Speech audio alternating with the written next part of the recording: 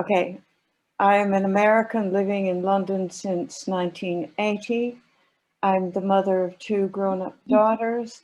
I used to be a teacher of children with behavior or mental health problems, and my life turned upside down when I lost my hearing suddenly. Some of you may know about sudden hearing loss, which is different from the one that most people think about, which is as you get older, you might lose some of your hearing. But when you lose it suddenly, you know you've lost it, and it changes your life. I was a victim of my hearing loss until I started doing co-productions, started being involved as a patient advocate, not just for hearing loss, but for other conditions. And so my life has been vastly improved, maybe even because of my hearing loss, because of what I do, which I'll tell you about in a bit. Thanks, Jean. So we don't really have time, unfortunately, for going around the room and introducing ourselves to each other, which we would normally love to do, but please use the chat to say hello and to share thoughts or questions as we go along. And we will be doing a bit of a breakout later, so you will be able to meet some of the people in the room. So I'm just going to show briefly on screen what we just did, which is a bit of an exercise using word cloud. So what this does is show the words that more people picked out are larger. So the key things coming through are collaboration, together, empowerment, and we as well. When we ask you what do you think the term co-production means, those are the things that are jumping out for you as a group.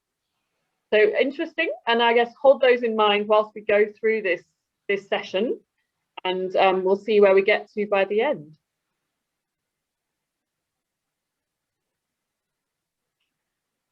So what I thought I might just do now is share a little bit about Co-Production Collective and the values that we hold close and that we try to live and breathe. And for us at Co-Production Collective, we don't actually have a definition really of co-production. We actually talk about an approach to co-production that we have. And that approach is, sorry, there's somebody who's just joining, I'll just let them in. But that approach is working together in equal partnership for equal benefit. And that for us is how we approach co-production. But that's all underpinned by our values as well. There's lots of people here. Sorry, there we go. So I'm going to put on screen our values, and those are, as you will see, human,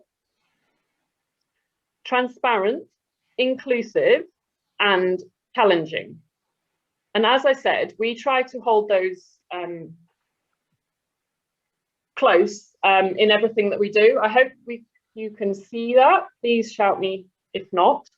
And what I'll do is I'm just going to talk through these values a little bit and how, in a practical sense, we put these into action. And some of those things hopefully will help you in work that you're doing. So what I'll do is I'll put that on full screen or not. Let's try. Technology is really not my friend today. So here we go. This is the human, being human value. And by this, we mean we try to always value diversity of knowledge and experience and perspective in everything that we do. So Co-Production Collective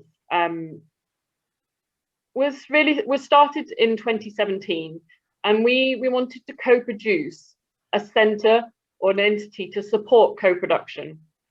And we were funded initially by Wellcome Trust, and that money was to help us to get this set up. And in setting it up, we wanted to co-produce it from scratch. And so this being human value really emerged as so important in everything that we were doing, you know, in building mutually beneficial relationships based on honesty and trust. That being human and being able to communicate with each other was so important. And the language that we try to always use is without jargon, and we try not to set people up as experts. So we don't talk about professionals in this or that, or an expert in this or that. Everybody comes to the session as themselves, as Nicola, or as Jean, or as John. And they come usually without the job title. So not everybody has a job title. So we try not to use those, because for somebody who doesn't, that actually can be quite intimidating and demoralizing as well. And what we also learned along the way is that it's actually okay to be pragmatic as well when it comes to co-production. We've developed trust and relationships as a group. And so the core team who are employed to move this work forwards take the decisions that we make in a co-production situation and go away and put those decisions into action and move things forwards. What they don't do is take those decisions, go away and make a different decision and just do what they want. That would affect the trust, and that would not be us living and breathing the co-production values and the decisions that we made as a group.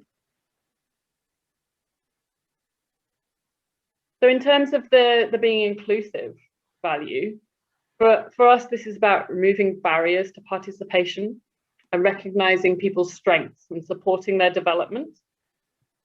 And so we early on established a set of group principles to live by. We got together and we spent some time generating ideas around what we thought this entity should become. And as part of that set of principles to live by are really important, and they are what have developed into these core values.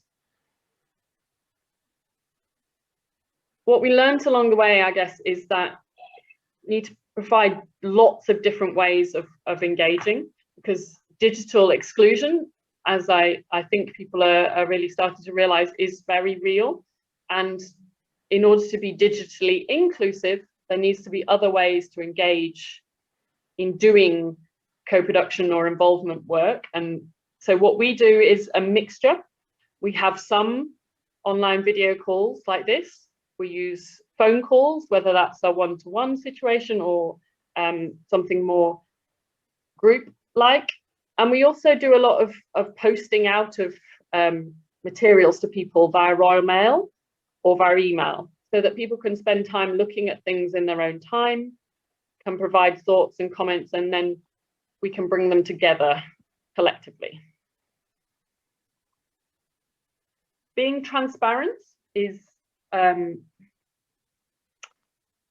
on, computer. There we go. Being transparent is the next of the values, and this for us is about addressing the power imbalances and hierarchies. And we always talk about being one team.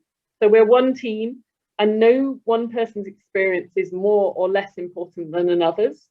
So if somebody comes with research experience, that's as equally valid and important as somebody who comes with lived experience. And that's quite sometimes something that's quite hard to achieve. And so you need to be sharing the challenges and the talking about the power together as a group in order to address it and to break it down. And what we've learned is that it's really important that there's no hidden agenda, and that actually you're really open and honest about what it is a funder, for example, is putting pressure on you for. And if there are certain parameters to the work you're doing, that you're clear about those as well. And then you can have an open and honest discussion as a group together. You know, if organizationally sometimes there is a pressure to always put the positive spin on anything and to gloss over details, but this is something that is really obvious to people from the outside looking in, that if you're hiding things, so it's really important to be open and transparent throughout. Another of our key values is challenging. And by this, we mean challenging the status quo. But in doing this, it's really important to continually reflect and learn as you go, and so improve what you're doing. But that requires checking in all the time, with each other and challenging each other, and being able to embrace new ideas and new ways of doing things. And what we've learned is that it takes a long time to do this and to make inroads. But if you just keep going and keep reinforcing and reiterating the things that you are trying to do, actually, you do eventually get to a point where the powers that be or the people that you're trying to work with do start to understand and to embrace a different way of doing things. So I will take these off screen, and Jean, I will hand over to you. So I'm going to tell you a little bit about how I became involved as an advocate at PPI in co-production. I found out about an organization. Actually, it was a competition to work in a charity and to get paid. And I got involved with Action on Hearing Loss, and they let me work with them for 3 months. And during that time, I started writing for their magazine. So I started writing book reviews about hearing loss, books about hearing loss, thrillers even about hearing loss. From that, I got to know some people, and I got involved on a steering group for the James Lind Alliance. Some of you may know about priority setting partnerships, where researchers try to find from the public what matters in research, so that it's not just top-down research, we're going to do this. And so they do involve people.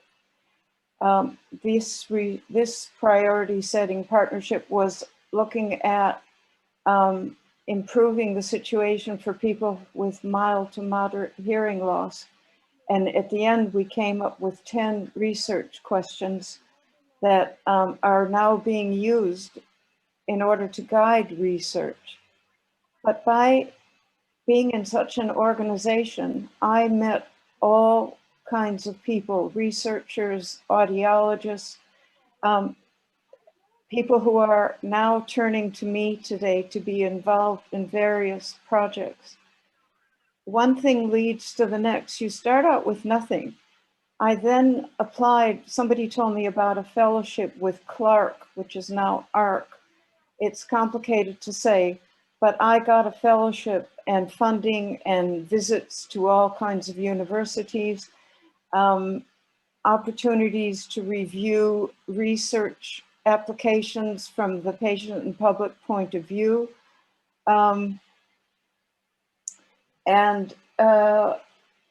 My topic was improving hearing capacity for people in care homes, which is a topic which is always fresh because it can never fully be resolved.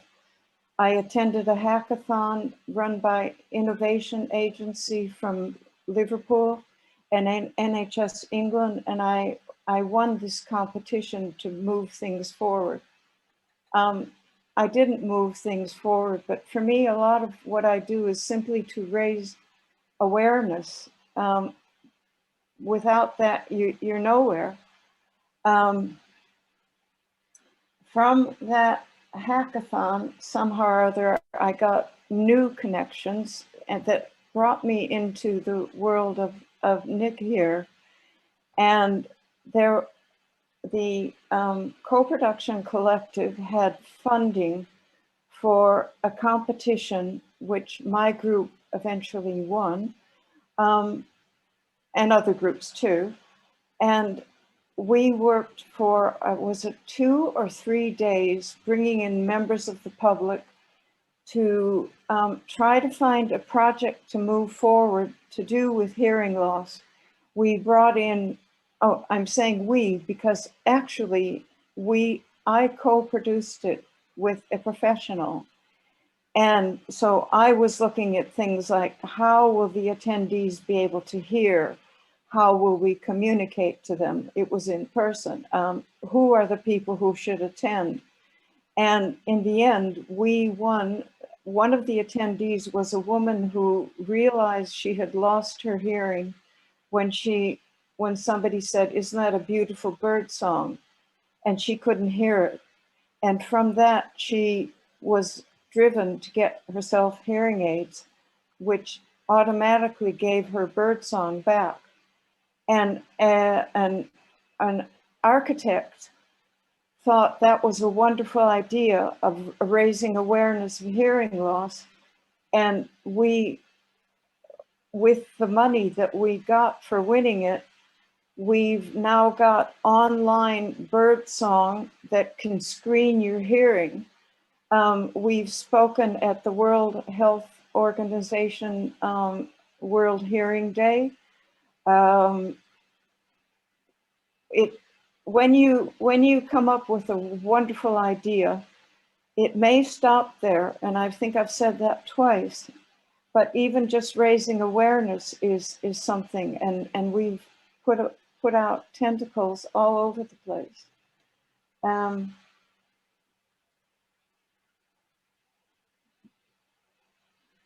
As a result of that, I'm involved in research with organizations all around the country to do with hearing loss. And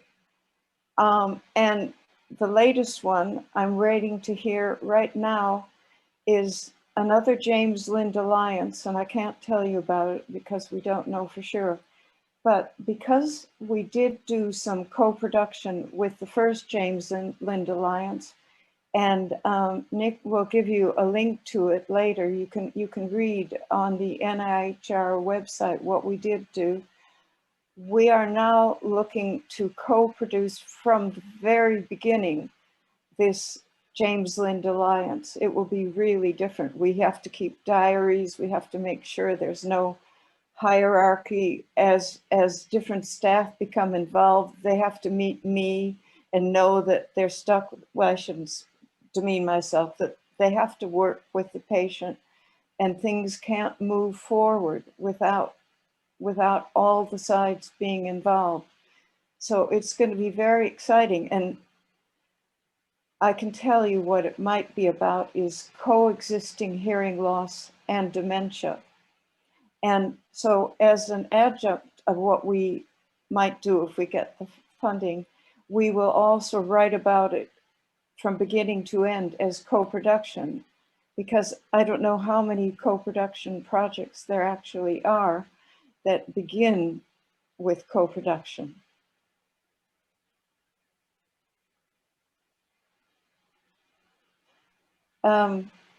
Okay, my next bit is to try to tie together what I've just said and I've done with the values that Nikki has articulated of co-production.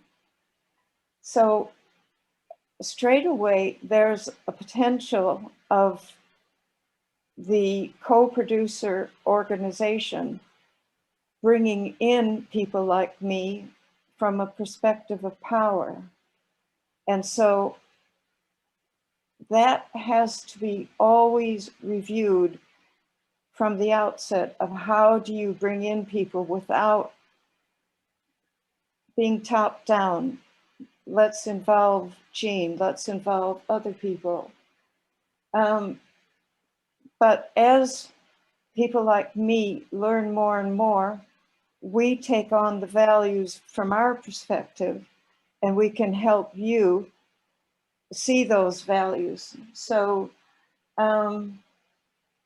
on the human side, I can, with my particular situation, I can help you know what I need to be able to hear in any given context.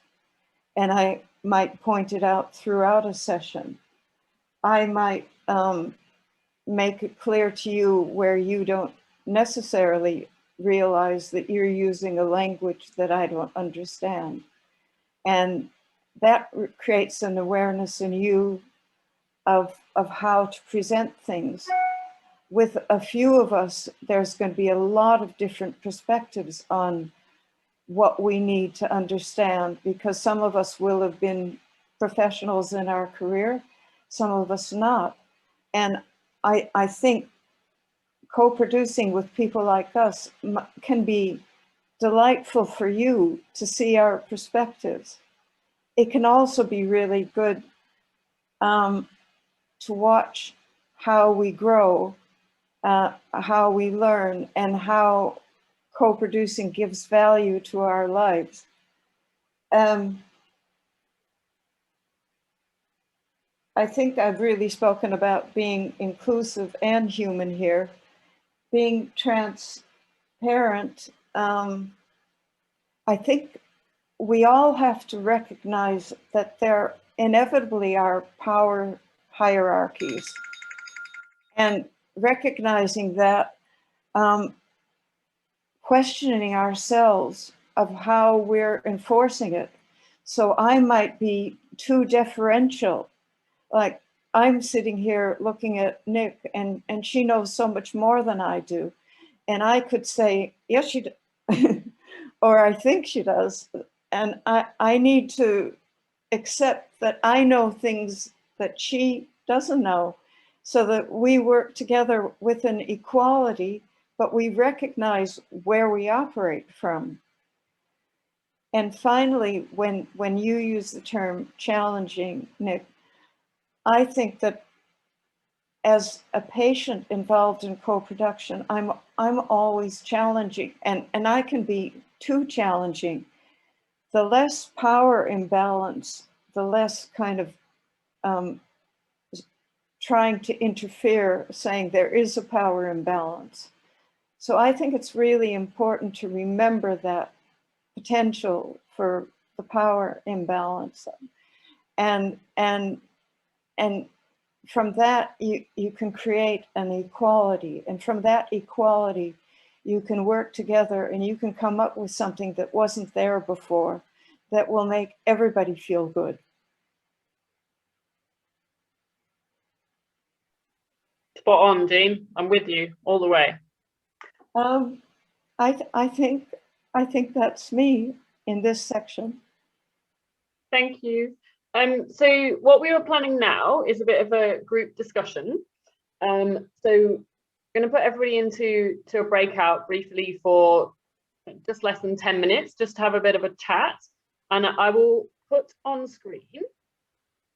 So this is the discussion that we are hoping that you will have. And what we're suggesting you do is quick intros to each other in the room. And then we'd like you to talk about, as a group, to pick one value and to actually each how it resonates or doesn't with you. And then, you know, whatever ensues as a discussion in the room. And what we'll do when we come back together is just ask you to briefly feedback kind of one point from your room, so we can all hear the conversation. So just as a reminder, those values are human, inclusive, transparent, and challenging. So I will put you all into your rooms, and we'll bring you back in about 10 minutes or so. And I'll be happy to share with any of you how I did and everything. And now we are designing an online program. So I'm doing some video clips, writing stories, and it's a new thing, and I would love to happy to share with all of you. And I really enjoyed doing the co-production. It's very nice if you have people. One thing, you know, I found for 40 years, even including NHS, you know, if you get involved with people, with carers, your patients, your job is done. Your job is done. I'm telling you, you know. And same for me. Same for me, you know. If a leader is very nice, very open, then my work is also done. It is two-way things. So I would love to share, you know, my life story and how I've done. And it's a paid work for the university. And I'm getting getting so busier, as a carer, even in a lockdown. I can't just believe how people found me. And I will be happy to share all the information to you, and you can share it to everybody. Sure. That would be great, Viren. Thank you. Please do. Yeah. So what we'll do now probably is I'm just going to share a little bit about some of the work that we're doing at Co-Production Collective, just to demonstrate some of these values in action, hopefully.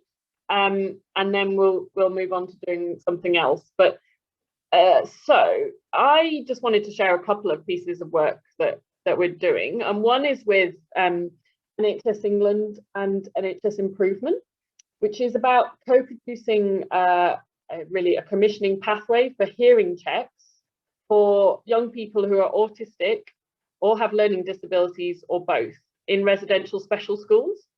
And so this, for anybody who's familiar with autism or learning disabilities, will be aware that actually these groups are often excluded from co-production, which, is bizarre. Co-production is meant to be all inclusive, right? But sometimes it appears it's inclusive to a certain level, but if you get to prisoners or you get to refugees, or example, those kind of, and that's where our challenging value comes in as well. We really try to challenge those kind of things too. And so in terms of our inclusive value, when it comes to this NHS England work, this is going to be really, really important to make sure that we're setting up co-production sessions that we do with these young people, with the parents, carers, NHS England staff and researchers, that actually everybody can participate and take part in a way that works for them. And if we're talking about some of the young people who are autistic, we will need to be really mindful of things that challenge them. For example, bright lights or lots of sounds may be overstimulating and cause them concerns. Those kind of things we're going to really have to be mindful of in developing the sessions.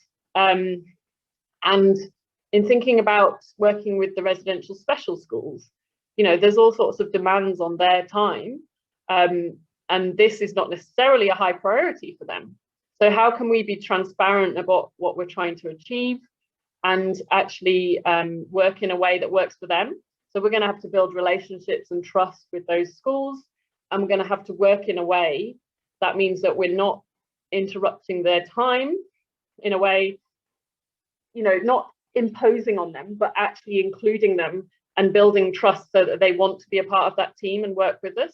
So, it's a year-long piece of work. It's going to take a long time, but I guess what I'm trying to say is those values become even more important, that we can hold them true and really work in a way that is beneficial for these young people. And add on to the top of that is the challenge of working with NHS England and NHS Improvement, which is a massive organisation with its own priorities and agenda. So watch this space, I think, is the moral of that story.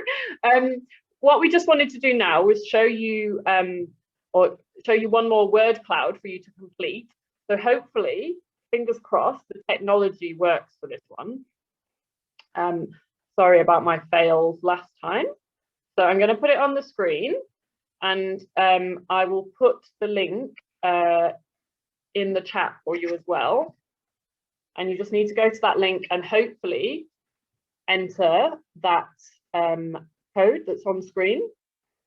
Okay, so has everybody got in? Yeah, okay, so I'm going to share a different screen with you now, and hopefully, there we go, we can see these answers coming through.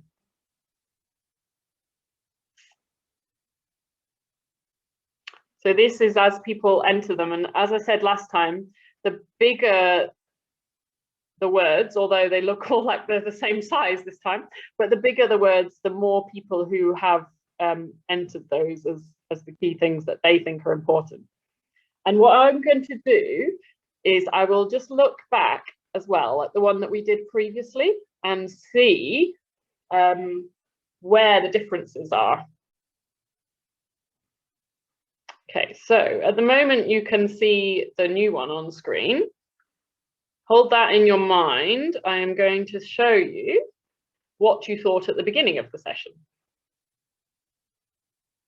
which hopefully you will see is actually quite different.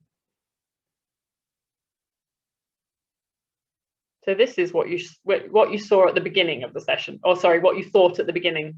So collaboration, together, empowerment, we. So empowerment is actually coming through there still, but there's definitely some different words. So what we probably want to do now is just kind of wrap up, I suppose, in terms of what we've talked about today. But Jean, do you want to do that? You got any thoughts you wanted to share?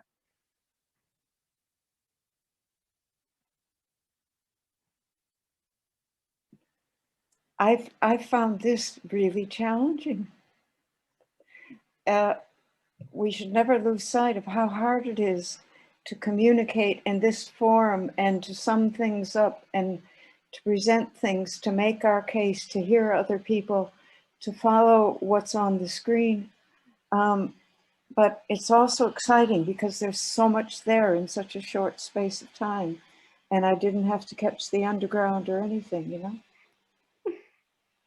Yeah, and yeah, I agree. And I apologize for my technical fails today. I clearly needed somebody else to help, I think, to not try and do too many things at once. That's my downfall today. But yeah, it's been, I suppose what we wanted to do was share some of our values, try to demonstrate those to you in ways that we try to bring them to life. Because we really feel that co-production is about a values-based way of working. It's not about sticking to a framework and a formula. It's about being rather than doing. So living and breathing rather than just doing something in a kind of mechanistic way. So that's really the kind of the main thing that we wanted to get across, I guess. And it was great to develop this with Jean. We had loads of fun in doing it, didn't we? But you know what, I felt that there was a lot of energy in this group. I don't know how I managed to get that the commitment and the enthusiasm were here before anybody logged on. Yeah. Can I go on? Yeah, I just wanted to say the same to Jean, that I've attended so many webinars and learning, and I think this is one of the best. You're giving so beautiful information about a co-production, what co-production is, and it's really very impressed. I would love to work with all of you and assist you in getting this co-production done. But please, you know, don't be afraid or don't be nervous. There are lovely people you can have in your co-production. I've got so busy, you know, one co-production to another one to another one. And I'm glad, I don't know why this co-production has started. Is it because government had said, or they want to include all the carers or everybody? But it is brilliant. Thank you so much for your webinar. Thank you. And thank you to everybody else for being here. And if you've got, we've got a couple of minutes, so if you've got any questions, please let us know. Otherwise, there's some links and things on the screen that, you know, feel free to contact either of us. Thank you.